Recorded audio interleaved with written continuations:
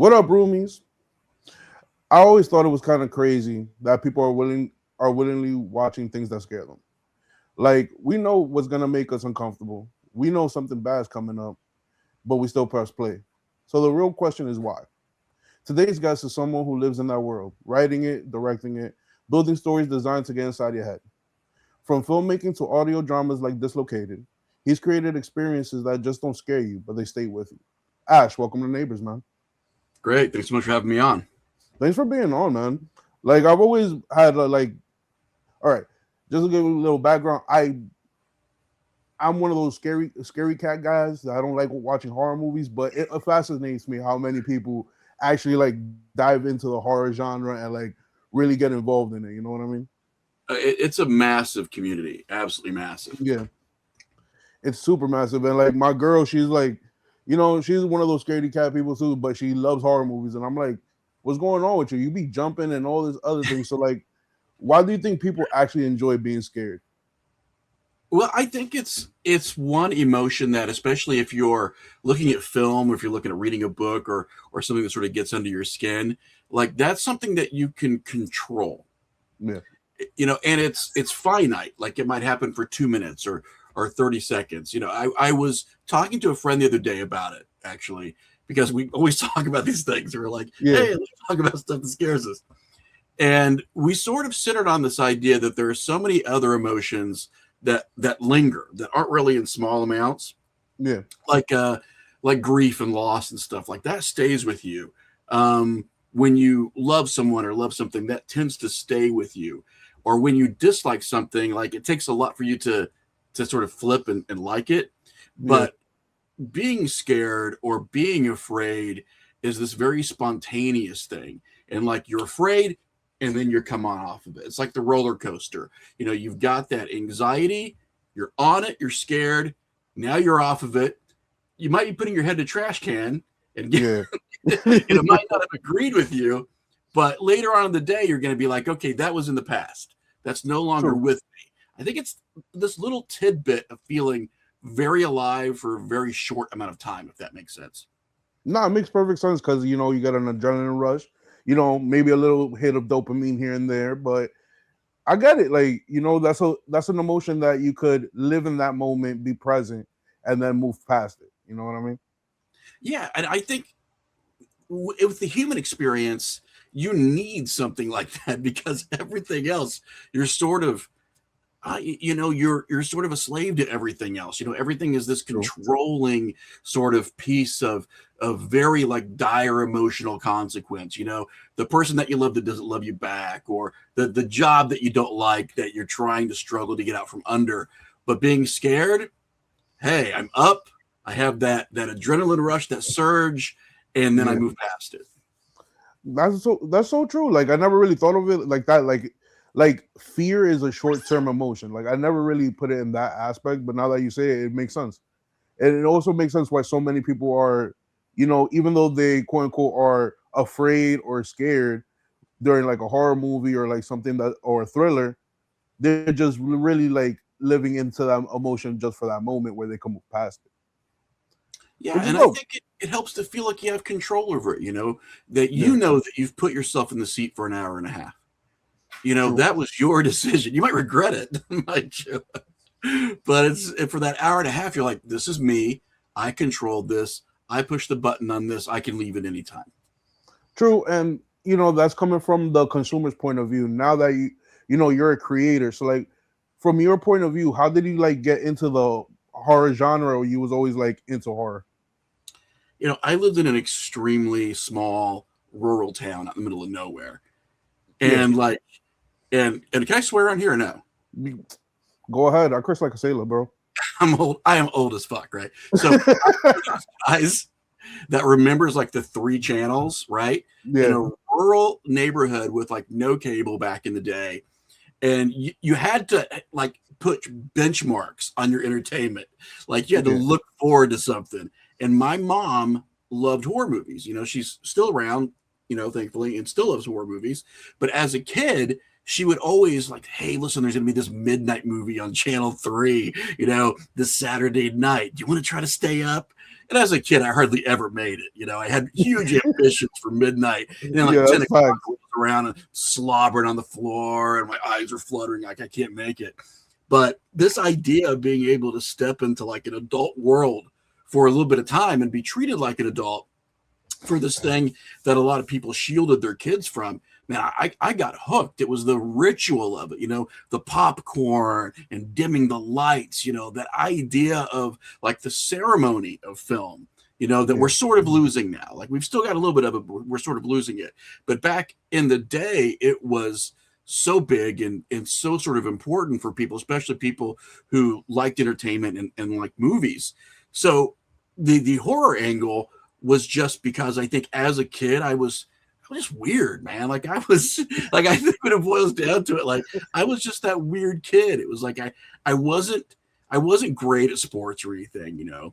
and like I just wasn't really the kid that other people looked at and went, oh yeah, he's a normal everyday kid. I think we're gonna go have friends with him. It was more like they looked at me and they were like, why does he have a Texas Chainsaw Massacre shirt on and he's 8? Like, there's something wrong here. No, And, I got you because I had, growing up, I was, around my cousins a lot. And the way they would torture the younger ones, me and my younger cousins, was that they would make us watch scary movies and all that. So I remember, like, getting the snacks, dimming the lights, but it was just them trying to fuck with us, really. oh, yeah. And they succeeded. They succeeded. I can tell you that 110%. I had a But younger cousin who hated the Unsolved Mysteries theme music. yeah, It yeah, freaked her out. So like I had it on it. I mean, again, like this is old stuff. I had it on a cassette tape, like, or she'd come around. I'd be like, "Hey, would you like to listen to some music?" And of course, I'd put it on, and she'd scream because she was a few years younger. But yeah, it's a device, Like yeah, fear is this weird device, and I think that goes back to what we were talking about earlier. Like it's something that you can sort of turn on, and maybe fuck with people yeah, or you fuck with yourself, and sometimes you love it, sometimes you hate it, but it's sort of more accessible than some of the other stuff that like I said, you can't really control all that much. Like, man, I wish I could have controlled like falling in love with the wrong women. I wish I could have yeah. controlled like hanging out with the wrong people or making those mistakes. But I had to learn like everybody else does. But I controlled watching a movie at midnight with my mom. True. And just piggybacking off of what you were saying earlier, it is true. We are starting to lose that sense of watching movies together as an event. You know what I mean? Like we really are. But and now, like especially after COVID, going to the movies is like as big as it used to be. You know what I mean? You used to get a bunch of your friends. You used to go in a group of like 10, 12 people, Oh have a yeah. great time at the movies. Now is more like, I don't know. We could just stream this at the crib kind of thing now. Yeah, I don't think they've been able to like even that out yet. It's because streaming happened so quickly and was so huge and just keeps sort of getting bigger that I don't think they've been able yet to even that out where you understand that you either see it in the theater now or you don't see it for 3 months. Yeah. Right now, man, I've been looking forward to some movies. And like, my wife is sort of like my chief financial officer, she'll be the one to be like, do we really want to see 2 movies this weekend? Can we afford taking the kid to go see 2 movies? And you go, and then Monday you're like, this hit streaming today? Like, are Yeah, you kidding that's a me? fact. I You'll spent be all you'll that be money. I can stay home. no, you'll be lucky if a movie will be out for 3 weeks in the theater before it goes to its proper streaming service now. Yeah, and it sort of cheapens the experience. It's like I remember, waiting for something to hit home video because you Yeah, hadn't seen it in like a year. It's like, yeah, so imagine that some people hadn't seen Star Wars in like 5 or 6 years because they just couldn't, until they found a way to see it. Like that's mind blowing, right? Like where we're at now, it's hard to even comprehend that existed at one point. nah. And then the thing about it was like watching a movie now is yeah, you're absolutely right. Like watching cinema now has been cheapened, or at least the experience, versus back in like the 90s, early 2000s, 80s, where you used to get the whole family together. And I'm showing my age here. Go to Blockbuster, rent a couple of joints, Oh yeah. and then seeing what's up. Like, and then they always used to be like a Friday. That's how you used to kick off your weekend and all that stuff. Oh yeah, you'd go and you'd get the, you know, with us it was always like, 'cause my family were a bunch of cheapskates, man. Like they were always like, you can't get candy at Blockbuster. We can rent the movies, but we'll go to the dollar store afterwards to get your candy. Yeah, my mom too. Yeah, Like, right. no, you can rent something, but we'll go to the bodega or to like the dollar store to get your snacks and all that for your movies and all that. But yo, you're absolutely right, man. That whole magic has been lost. Except if like you have like a really cool like setup and like your crib is like the chill crib. You know what I mean? Yeah, you know, like you can recreate that, which I think is fantastic, and that's Yeah. something where the technology has got better, you know, for all of us for like mass market technology. Because man, back in the day, having a projector in your house or having a huge TV or something, that just wasn't really something that people had. You know, you had that one kid that you'd always Yeah. try to befriend because you knew their parents had a lot of money, and you're like, Yeah, "Can we yeah. just watch it at your house?" And you tolerated them for a night to take advantage of all the cool shit that they had. Yeah, yeah. But like, when you went back home and you're like, "I'm on a 13-inch black and white TV set." Yeah, you know they always had the cool basement or the huge big screen TV that used to weigh 1,000 pounds. Oh yeah. And then you'd get home, and of course, you know, you'd have to like look at your parents and go, "Man, what happened to Man, us?" nah, you're absolutely right. So like, right, since you got into horror, what was like the first thing that genuinely like sparked like your like what was the first thing that actually scared you when it came to like media, when it came to like the movies, or like Well, what movie like really scared you? when I was a kid, there were a few. Poltergeist scared me. There was a lot Yeah, of like that. Man, they just had a bucket list for that movie, and they were just checking it off. They're like, clowns, okay. Scary ass trees, okay. Falling in a swimming pool. It was like they just went down the list. And I think that they were sort of tapping into their own childhood fears, because when you yeah, watch that movie, even like when I watch it now, I'm like, okay, when's the clown going to pop up the other side of the bed? When's it going to happen? Like, I'm still waiting for it all these years later. That one did it.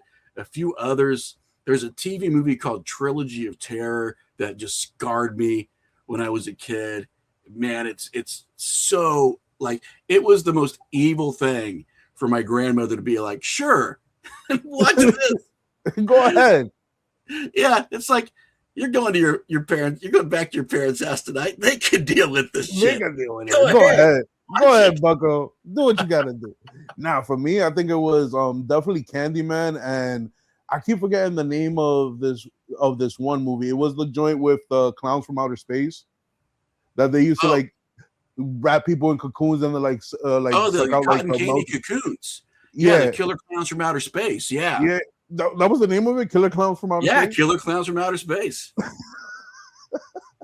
I'd bring him in here, that but it movie takes freaked too me the long. I've fuck got a out, bunch bro. of stuffed animals out in the living room from that movie. Yo, that movie freaked me the fuck out so bad, bro. Candyman did it, man. Candyman got under your skin, undoubtedly. Yeah, You know, it had that weird, like, you know, you always feel, especially when you're younger, that adults like aren't telling you the truth. You know, that yeah, they're candy coding everything, and that under everything that happens, there's this weird, like, sinister, you know, that like this, the pot's being stirred and insidious things are happening, you know. And Candyman just had that vibe that it was like, yo, this bro. is something that people don't know about, but it's affecting this community, it's affecting this culture. It got under my skin. I think it did that for a lot of people. It's probably why it's so persistent today, you know.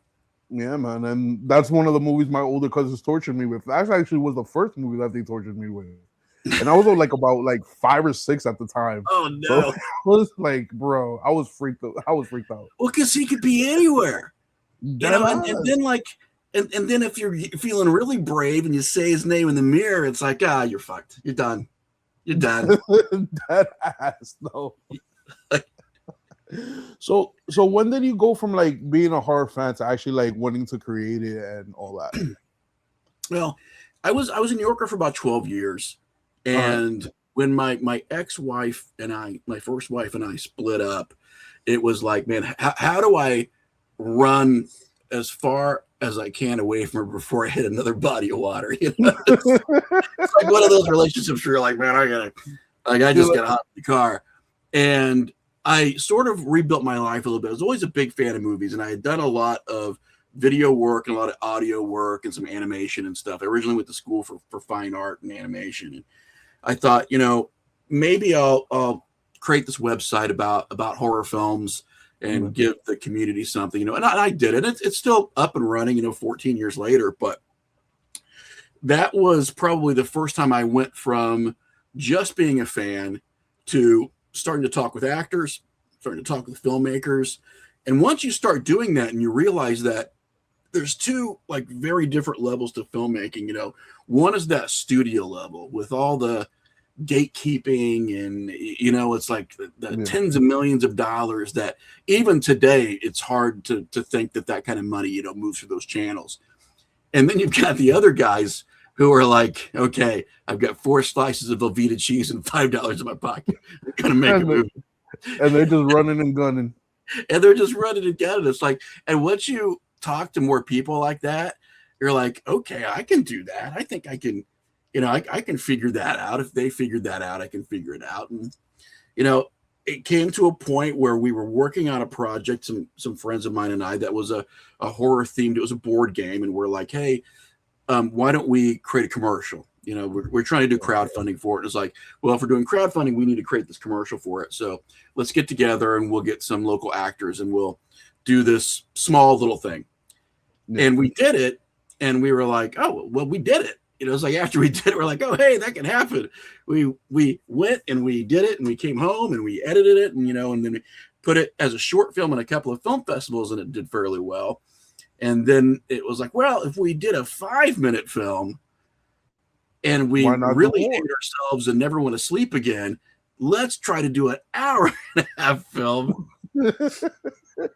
You know, because that's like when you're like how much do I want to torture myself? You know, let's do an hour and a half of this 5-minute project that was a little bit easier. And on the end of that, that's when you're like, wow, I may be 1 out of 100 people that sit around and say, I think I want to make this movie, but I made it. You know, not saying that I'm any better or any worse than anybody else. It's just, it's one of those projects where people love movies and they sit around and think, man, I've got this idea for a movie. And it is about, you know, 1 out of 100 or maybe even 1 out of 1,000 people that say, I want to make this movie, and then have either the time or the resources or, you know, the ambition or whatever to make it. And then when we made that one and we put that in some film festivals and did really, really well with it, then we were like, oh, this is a thing. Like we could make movies. Like we could get together and make movies. And then we also started to draw on some of the other resources we had. Luckily, being in the industry, you know, we had access to actors and we had access to other people that maybe, you know, the like, you know, Joe every day might not have, you know, because he's just not around that. So we were lucky in that we sort of squashed some of that learning curve early on and had access to resources that maybe other people didn't. That's so dope. And what was your first project like? What was like the, you know, the plot of the movie? Like, you know, was there any like cool stories or any like funny moments while y'all were filming? So I've lived in extremely congested cities. And then I've lived in small towns, right? Like I grew up in a small town, and then like, you know, I was a New Yorker for a while, and I lived in various places on the East Coast for a while. So when my son was born, I was like, you know, I kind of want to maybe give him that small town kind of stuff for a little while, you know, where he can run around and we're not always, you know, worrying about white vans pulling up and they're throwing candy out the windows and then poof, your kid's gone, you know, that shit's scary. So, you know, right? Nowadays, shit. Oh, yeah. It's like, you know, it was bad when you were younger. Now it's like you feel like it's around every corner. So bro.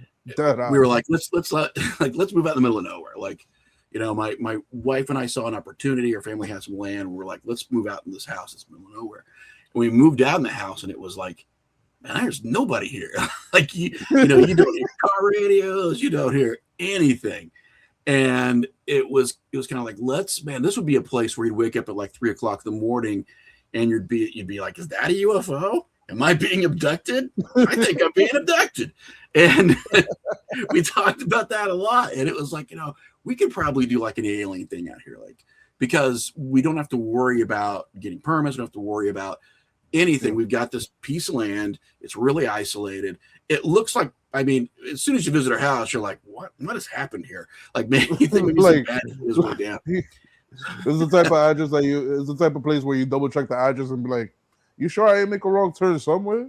Yeah, it's like, I'll come back in the daytime. Yeah, that sounds good. So we have this land, and we're like, I think we can do this without spending a ton of money, because being someone that's interested in creative things, money's an ebb and flow, man. Sometimes you got it, sometimes you don't, and it seems like you never have it when you need it. So we were like, let's write something that we can do. We can't write Star Wars, we can't write this huge thing because we just don't have the money, but we can write something really small and then try to make that small thing as good as we can make it with what we have. So we wrote a really, really small story.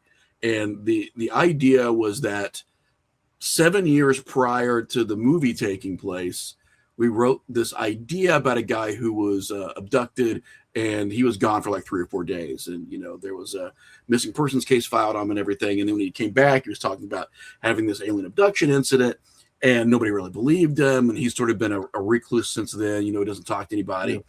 Yeah. And the idea is that, like, I play myself as a filmmaker trying to get a hold of this guy. And finally I get a hold of him, and he says, listen, I'll talk to you if you want to come out here. You could, do some interviews and stuff with me. So the movie is that this film crew of myself and my wife and a couple of my friends go to this house at the middle of nowhere, which is my house. And we interview this guy about the abductions and everything. And the longer we're there, like, the weirder shit gets, like we get caught up in it. And then the movie itself, so it's like an onion of movie stuff, but like the movie itself is this documentary that's made about everything. So we present it as a documentary. It's obviously fake. It's a mockumentary, but we present it as, interviews with me about what happened. We have footage of what happened. And again, I was lucky enough that I taught some special effects courses and stuff. So I was able to do some digital effects and some compositing that maybe I wouldn't have been able to do if I was just, an off the street kind of guy. So we were able to give it some production. And we also did it at a time when not a lot of movies were coming out, because this was right on the tail end of COVID. So there was that slump, and we sort of took advantage of that slump. Like, from a business perspective, that was the time that we could do it. It's like, if we're going to put something out there that's inexpensive, it's obviously very indie, let's put it out when not a lot's getting put out and see where it goes. No, that's a fact, because that towards the tail end of COVID, a lot of creators, a lot of content creators started coming out. Me, myself included. That's when I started the podcast originally with my friends and all that. But people saw the opportunity of how media was slacking at that point, and they came up. And it was easier for us because it was a small group of people too. So I mean, talking about COVID and stuff like that and transmission, we were on the tail end of it, so it wasn't a huge deal. But also, we were very remote. Like, we weren't really worrying about masks and stuff because it was a very, very small group of people, and we were all playing it as safe as possible. But we got that one, and luckily the business angle of it worked. Not a lot of movies were coming out, so we hit the festivals and stuff at a time where the submission level was lower, and we were able to gain a little more interest that way. And then we got distribution, which was great. So we got global distribution for it, and it hit Apple TV, it hit Amazon Prime, it hit Tubi, it hit a bunch of others. We had a meeting with one of the showrunners from Netflix, which was great. That did not happen. but it was kind of cool. Like, we felt like big dogs for an afternoon anyways, talking to some pretty important people, and even if you hear no from pretty important people, it's still a no from pretty important people, I guess. So, but you have to remember, you were in the room with them. You feel me? That means that you guys are at the level that what you're producing is at the level that these networks and these upper management saying, hey, this might be a good investment. And I think it would have been for them, but that's just me. I'm a little bit biased, but I think Yeah. I think they would have made some money off of it. But No, they they definitely went would a have. different direction. They definitely would have, because even I don't know if you remember a couple of years back that fake mermaid documentary. Oh yeah, Yeah, because I don't want to compare your movie compared to that, but it was kind of the same similar style where it was a yeah. documentary, base shots and all that stuff, which is fire because a lot of people get into that shit. How many people love Ancient Aliens or Oh yeah. Undiscovered and all that shit? So you definitely would have caught. And that was the angle that we were trying to capture, was like if somebody turned this on at midnight, they'd be like, oh, this is a documentary, this really Yeah. happened. And I still get emails from people today that are just like, are these guys okay? And it's like it's a weird thing to navigate, because you don't want to alienate people and be like, it's fake, so you got to be like, well, this movie, although it has some real stuff in it, is fake. Even though it feels real, it's not. Yeah, and people sometimes are like, oh wow, it felt real, and then people sometimes get pissed. They're like, I can't believe you pulled a joke on me. It's like, it's not a joke, it's the movie. All movies are fake in some regard. Yeah, eventually. And then on top of that, the number one question: were you entertained? Apparently, you were, because you're here sending me this email. So yeah, and they you got watched invested into it. Finish. That's more than I could ask for. For the day and age that we're in, for somebody to take an hour and a half out of their life and watch my movie. I mean, and I've had some, really bad reviews and stuff. There's some people who contacted me and they're like, I can't believe I wasted an hour and a half. Everybody wants to tell me about it. And, I have to, I'm sort of like a kill 'em with kindness kind of guy, because they might have had a bad day, or, they don't like my face, or they don't like somebody else's face, or I remind them of an ex, or, whatever. Like, there's a million reasons they could have disliked the movie, or they could have just thought it was shitty. But like, at the end of the day, man, this is their time that they didn't have to give me. They didn't have to give my movie. So even if they're very strongly opposed to my vision of it, the very least I can do is just thank them for their time. Like, hey man, thank you for an hour and a half of your life. No, that's absolute fact. But on the flip side of that coin, I also believe that when you have a person who's like strongly opinionated of your work or your product, they essentially enjoy it. Like, deep down, they're enjoying it, but they're not letting themselves enjoy it, so they have to complain about it.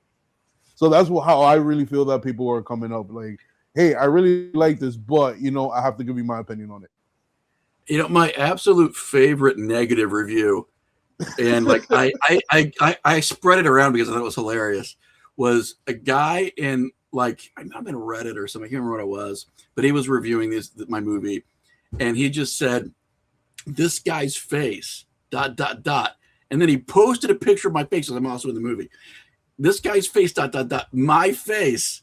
I can't do this for an hour and a half. And I sent it to everybody because I thought it was the most hilarious thing in the world. That it was just like, this guy had to post my face. Like, he couldn't have just said, I didn't like this movie. Like, sometimes you gotta find the hilarity in it. Like, you gotta, like, if you can make fun of yourself, man, you're gonna do great in movies, because like, you have to. You have to, or else you'd be sitting there like in a corner of your room, with like covers, like, food, being like, nobody likes me, nobody likes me. But but that's the thing about it. The world's full of critics. You know what I mean? People people that want to share their opinion but never step up to the plate to actually put in the work themselves. But that's the beauty of it all. You know what I mean? Like, you're putting your stuff out there for people to comment and to enjoy and to say whatever the fuck they really want to say. But at the end of the day, they're still giving you their time, giving you an hour and a half of their life. You know what I mean? And that says a lot. Like, I think the worst thing that could happen is that they don't start a conversation with me. Is if they watch it and they don't have really an opinion of it one way or the other. If they're just middle of the road, then they don't really care about it. But if they're caring about it enough to send me an email, even if it's a hate mail, like, I'm like, okay, it affected them. Yeah, in some way it affected them, and that's better than like it not affecting them at all, I guess. Yeah, and talking about affecting people, how? All right, because yet again, my mind doesn't work like this. How do you get like that atmosphere, that ambiance to like scare people and like have them in that mind state of like, yo, this, like looking over their shoulder and all that. I think as a grown man, like I still have shit that scares me. Like, you think at some point, you're like, nothing scares me. I pay taxes. That's the scariest shit I'll ever do. Hell yeah, But that's the scariest shit ever. like, I wake up sometimes, especially because I'm still in that house. We still live in that house, Yeah, and we have like a window that's right like on the landing for the second floor where our bedrooms are at, and it yeah, overlooks our property. So you can look out there, and there's a like a ramshackle old barn and stuff, there. And I've always thought to myself, like, fuck, man, I would probably shit myself if I woke up, looked out that window, and there was just a person staring at me. Like the thing that shouldn't be there is there. So a lot of that kind of stuff is just from from instances where I've been like a huge pussy. I just write it down. I'm like, oh, yeah, I was scared then, so I'll keep that. Like, I'll keep that in the diary so that later on, when I'm writing a movie, I can be like, remember that time that you turned the fan the wrong way and it blew the door closed and you screamed like a little girl? You should put that in the movie. Stuff like that. It's like experience driven stuff of what would scare me, and then I'll try to use it. no, I get that, I get that. And do you feel that comparing it back to like our day where we were kids, comparing it to now, do you think it's easier to scare people now versus back then? Oh man, that's a tough one. It's people grow in weird ways, and like people grow like collectively in weird ways. Like things that probably wouldn't have scared me 20 years ago Yeah, terrify me now. Like 20 years ago it was probably just all about like monsters, it was the thing in the closet or thing under the bed or stuff like that. But when I sort of take a look around me, like I won't get political, but when I take a look around me, I see other kinds of monsters, oh like the yeah, monsters that I don't want my kids around, the monsters that, I can't believe we're still here, because I want to love people and I want to believe that we're all moving towards something. But man, there are times where I take a look at people and I'm like, how is this person still here? Like, how is this mindset or this mentality, still here? So I think the idea of fear changes, but yeah, you can still tap into it. I mean, like me personally, and this isn't something that I've even really wrote about yet, even though I've got some ideas, is meeting a group of people who are doing what they think are great things, and they're evil. Like you just know what they're doing is not good. It's going to hurt people. And when it feels like you're screaming underwater, you know what I mean? Like when you're looking at a yeah, person, go like, how can this be okay? Like, how can you do this to people and it be okay? So I think that you have to evolve, because I think culturally we see bad shit in every generation. And I think that, I think horror more than anything reflects a lot of that. You've got movies like The Purge, for example, the yeah, Purge series. Like that might not have worked 30 years ago. 30 or 40 years ago, we would have been like, man, that's too far in the future. That's something that could never happen. Now in 2026, I'm like, maybe tomorrow. yeah. Like this could happen next year. And then the craziest thing about it is like so many things that have been happening recently, and I'm not gonna get into the specifics of it, but it's like so many of these things that are coming out now, you're like, we heard about these things like 15, 20 years ago, and we're like, nah, that could never happen. Nah, this could never happen. And now we're just there like, holy fuck, like this shit is actually happening in real time with real people. And then you're there like, how the fuck is so much heinous shit going down at one moment, or at least all coming out at this very moment? You Dude, know? I'm a huge hippie. Like I'm a love everyone. Let's get together, and it's like I self medicate for what I feel are all the right reasons. But Yep, it's like, I feel you. I feel you. like I'm just that kind of guy where it's like, let's watch a movie and let's grab some pizza or something and we'll talk about shit, or I'm also the kind of guy. It's like, how about a hug? Maybe that's gonna make things better. True. And And to be that kind of guy and to see other people that would hate that about me, like would just feel like I'm a horrible person because I'm not lashing out and I'm not angry and everything. Like that's what scares me. I think when someone looks at peace, when someone looks at love, when they look at things getting better, like things getting better socially, and then them hating that scares me. Like Yeah. people hating progress, people hating the idea of peace or the idea of love for whatever reason they think works. Man, that's what scares me. So yeah, I think we can still scare audiences. I think sadly it's a reflection of what's happening at the time. No, I really do agree with you on that because we could put, excuse me, we could put out all the monster movies that we want, but at the end of the day, once when you emulate real life and real events, that kind of like hits the subconscious a little harder because it's actually making people think and realize that hey, shit ain't so sweet, and this is the shit that we're going through. Yeah, yeah, and again, I think that's why horror and fear and everything is still important to explore because it might give us that escape. It might give us the kind of fear where we can take it away and we can say, okay, that's enough, as opposed to the stuff where we wake up every day and I think we're all saying that's enough, but it just seems like there's nothing we can do about it, and that's scary. No, that definitely is. And what actually makes something scary versus like jumpy, if you get what I mean. Oh no, yeah, yeah, no, I get that. Like, there's the look over your shoulder kind of scare, where Yeah, you where it's like something is there. I don't know what it is. I don't know what it looks like. I don't know what its intentions are, but it's there and it's just sort of creeping. Like that's the kind of stuff where if you're watching that at like 2 o'clock in the morning, you do start to sort of like look over your shoulder and wonder if you should have closed the bathroom door because now it kind of looks creepy that the bathroom door is open, or did I turn that light on in the kitchen? It's that yeah, weird kind of stuff. And then there, of course, there's that in your face kind of stuff. And I think that a person who can take both of those yeah, and see the value in having the jump scare, but having that under your skin kind of scare, like I think that those are the movies that sort of elevate to that higher place where it's very the people who are doing it have a good grasp of their audience. Like this is yeah. going to work for these people. This is going to work for these people. And if we put it together, we might be able to captivate the whole audience. But yeah, I love a good jump scare too, man. There's some jump scares in movies still that get me. Like both the original Grudge and the Yeah. American remake.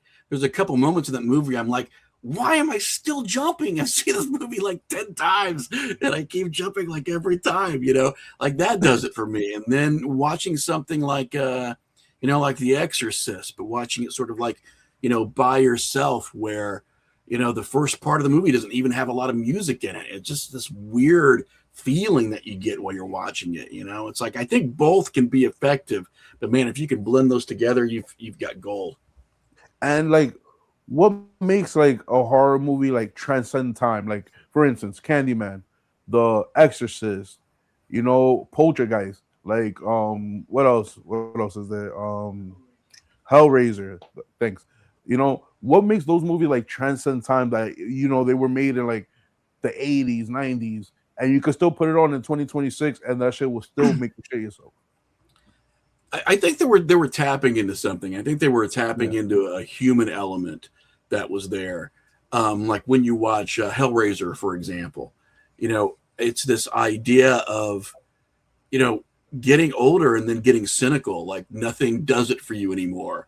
Maybe sex doesn't do it for you anymore the way you used to, or people that have like a lot of kinks or something. Suddenly, it's Yeah. like, okay, now I can't get off unless I'm, holding a My Little Pony. I'm watching the Star Spangled Banner and I'm twirling a baton, in a parade. Like you get those kind of people and you watch that movie and you're kind of like, so what's the real fear here? Is it that fear of being so outside of normal that nothing does it for you and you've got to go seek out this box that could potentially rip you apart? True. Or is it the things that come out of the box that are that scary? It's like there's something else that it's tapping into when you're watching it, and you're going, "Oh man, I've felt like nobody understands me. I felt like I've been on the outside of society, and this person's so outside they're willing to risk their lives just to feel something. Whether Yeah. it's a desire, or whether it's some other emotion." So I think those movies are persistent because it's not just kids walking into a haunted house.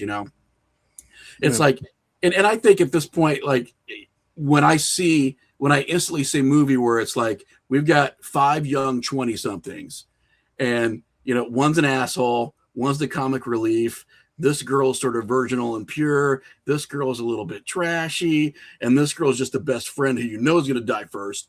And Yep. you watch those people and you're kind of like, I've kind of seen this before. You might still be entertained by it, and I usually am, sadly. But you watch it and you're kind of like, what's going to happen. It's Yeah. like, Yeah. Yeah. you might like one of the characters, but most of them are assholes. And that doesn't really stick with you. You watch it, and a couple days later, you're like, what was that movie where the girl got a meat hook through her face? God, I can't remember it now. But man, when you think about Hellraiser, you're like, oh, that movie with the puzzle box, the chains come out, the Cenobites came in, the guy pins in his head. It's like there's so many memorable things in those movies that not just visually, but the story and everything just sticks. Like it just anchors itself. I mean, that's also, I think, just really good storytelling. People who sit down and go, how do we do this? Instead, just like, how do we make a haunted house movie? How do we make something that stays? And then they do it, and they're good at it. And then a good example of that, and you brought up haunted houses, was 13 Ghosts. Oh yeah, 13 Ghosts was a great horror flick, and they're actually making a series out of it right now. And it was big. It wasn't like, here's just a haunted house with ghosts in it. It had those moving panes with like the sigils, the incantations on it, and each one of these ghosts had a story. I mean, that's when you're sitting down and you're writing a script and you're going, how can we give this purpose? How can we make this work where at the end of it, the whole of the movie is something completely different from something you've seen before? And some people can do it, but we're still going to get the girls getting slaughtered in a haunted house movie like 5 or 6 times. Yeah. I call those like teen horrors, like I Know What You Scream and all that. Even though those are cult classics, those are teen horrors where you got a group of friends and you all know the main guy, and maybe 2 of the main girls are gonna survive, but one of them is gonna be real fucked up in the head at the end of the movie, so part 2 could kick in where they're the killer. Now how that goes. Of course, yeah, you got that journey. But it's always great, like when you're sitting there and you're just like, that guy's too horny to survive. But when it comes to like real, like the real good horror movies, how much like psychology you think is put into them while they're writing the script, or how much psychology actually goes like into writing a horror movie? I think quite a bit. The good ones, with the good ones, I think you've got people that are sitting down and they're figuring things out. Like they're not just doing an A, B, C, D and then hitting the end. Like they're sitting down and going, what makes us want to watch these characters, or what makes us want to have this journey with the character, and they're spending a lot of time on that, so that when the character does something or when the character gets put in danger, it means something. It's not just furthering the story along so that you can get to the next scene. You're wishing that they get out of it. You're feeling bad if something happens to them. You're having this emotional tie, emotional connection to them. And then I also think that there's a lot to be said about art direction for some of those movies too. When you look at these movies that have some visuals that are, I mean, they're persistent and they stick with you, like Candyman, for example. It's like putting together, the outfit that Tony Todd wore, it's like they sat down and that it wasn't just, put a jacket on this guy, they're like, okay, what's going to work? What's going to make it look sort of old timey, but then give it this creepy element? Like, yeah, you can see a guy in an overcoat and maybe it's going to be scary if it's 2:00 in the morning, but you see a guy in an overcoat where it's sort of out of time, doesn't really fit all that well. And then of course, Tony Todd was a big guy anyways. So it's here's this guy that was tall, and you could tell like they had purpose, man. When they were looking at how we want people to see that character, they had purpose. I think that those two things have to happen: good characters and purpose behind what you're seeing on screen. I got that. And what do you think is like the secret sauce to creating like real fear in media? And that could be like, video or audio. I think a lot of it, to me anyways, like when I look back on the films that affected me, or the films that I can keep watching, Yeah. a lot of those are films that don't show you everything. They keep some things in the shadows, and it keeps you wondering. The thing that you can think of might scare you a hell of a lot more than what the director had thought of. And keeping that thing in the shadows can prey upon your fears a little bit more than if they just show it to you. I mean, that's the difference between watching the first Nightmare on Elm Street and the fact that Freddy was always dimly lit. They didn't show him a hell of a lot until later on in the movie. Yeah. He would pop up when he was least expected, and then by the time, the third movie comes around, it's all one-liners. He's basically like on stage. He's got his routine. He's like honking horns and doing the Gallagher watermelon act. It's like he's become a comedy figure. And then you just sort of watched it to see what cool shit was going to happen, but you weren't really afraid of Freddy anymore. But Freddy in that first movie Was the man. Like, he was a child killer. They played it up like this was not a good person when he was alive. He's even a worse person now that he's been killed. And that first movie was scary, and I think that's what you got to watch out for, is you got to figure out how can we show less and scare more, because we can tap into that thing in the shadows aspect, or the thing under the bed. That's important. All right. Matter of fact, I want to ask this question, right? Movies like, Nightmare on Elm Street or Jason or, Halloween, they always start off with like this, like with so much suspense, and, they're leaving so much to the imagination in part one. But now that they're on part like 10, yeah. Right? How could you could like keep that same like, ambiance and same like emotion that you had in like part one? Or is it just like you just can't continue that? I think it's extremely difficult. I think that, especially when you look into sequels and you look at franchises and stuff, it's a lot of it becomes like art by committee too after a while. Early on when these movies first come out, they're usually indie films, that didn't take a lot of money to make, and they just sort of caught fire. It was that whole lightning in a bottle kind of thing. And then by the time you get to where it becomes a franchise, it's no longer just the writer and director trying to do stuff. It's all these producers, it's the studio, it's anybody who's marketing the product, it's product placement. Like all of this stuff happens where instead of just trying to please what you think the audience is going to be and writing something that's scary, you're trying to please a million different people, and nobody really cares about what made that first film so great. It's just, we've still got the rights to this, we can put it in the theater, we can make money, let's keep making money. And it really, I think it just becomes about the money more so than anything after a while.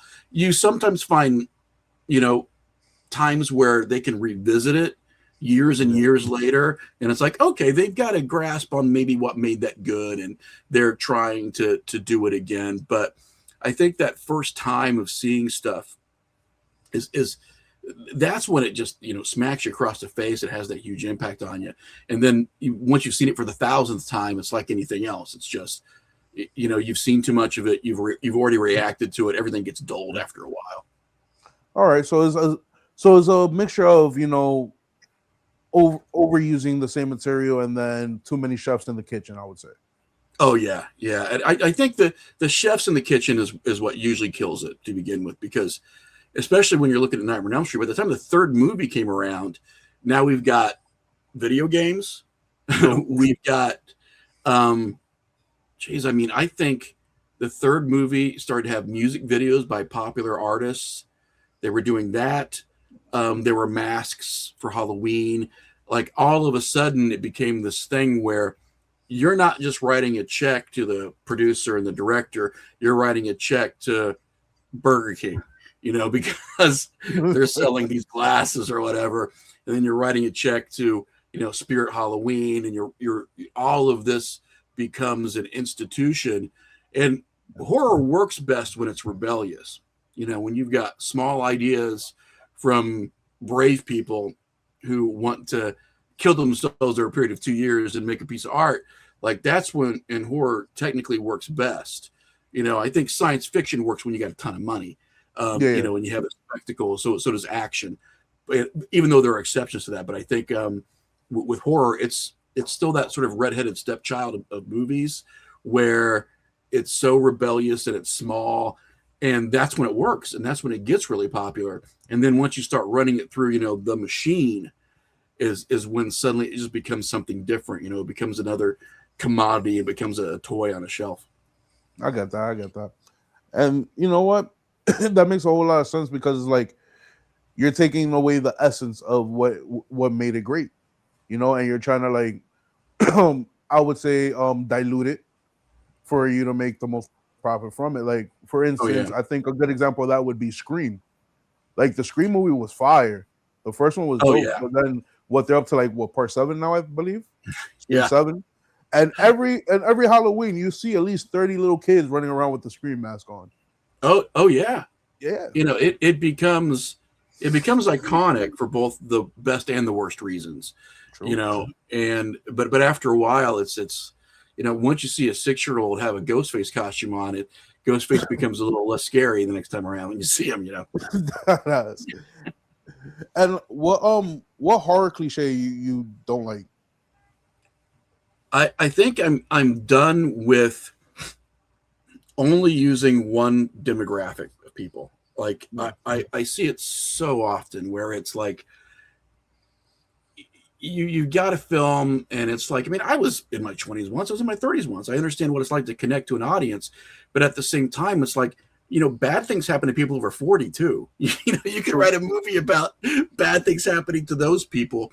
And I also think that we just get caught in this weird demographic where I think it's a bunch of, again, not to get too political, it's a bunch of really rich white people who are so very disconnected from not only the audience, but they're disconnected from society. True. That they understand this weird template that was created during the 90s and they've never really graduated from it. That it's like some of the best movies I've seen are the movies that take what you think is going to happen or the people that you think are going to be there and turn them into these extremely solid characters with real lives and real fears and stuff. So whenever I see that whole like, we're going to watch a bunch of 20-somethings get slaughtered, it's kind of like, man, we've just done that like so often that it's like, okay, I get it. Like I get what you're doing. Or all of a sudden, like this was, this is just stuff that pisses me off. But it's like, okay, so now we've got a Latin American character. He's got to be the comic relief, or then it's just like after a while, you're just like, oh, we've seen it so often. This is not how real life works. And it's hard to be scared when you're watching something that looks like a cartoon, and they turn these characters into cartoons. And that's what bothers me is that there's a lot of really good writers out there that I think get caught up in what executives want and what producers want. And they end up writing unbelievable characters that don't even work anymore, that aren't, they're not my friends. They're not your friends. They're just people that exist in movies and half the time don't exist in real life anymore. I got that. And what would, if you had to create the scariest possible scenario, what would it be? So I've been working on something that to me really resonates with me, All right. And I love the idea, since we've been talking about haunted house movies and how much sometimes they bother me. I'm like, hey, I'll write one. But I want a haunted house movie that makes sense as to why it's haunted. And one that doesn't rely on, looks like somebody died here and they were mad and now they're mad now because they're dead. So I had this idea of a story that takes place during COVID. And it's a guy who is a hospice nurse. and he's had an estranged relationship with his father for years and years. Yeah. And his father is getting ready to pass, and he thinks to reconnect with his father that he'll move in and become his father's hospice nurse. And one thing that had always separated them is that his father had extreme OCD and had all these compulsions and stuff.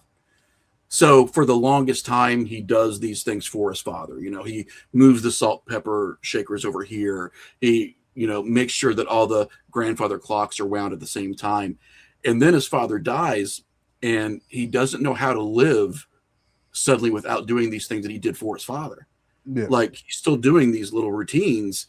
And the more he tries to not do them, the more things start happening in the house. And now he's wondering if it's a product of his own psychosis or if there was something in the house all along.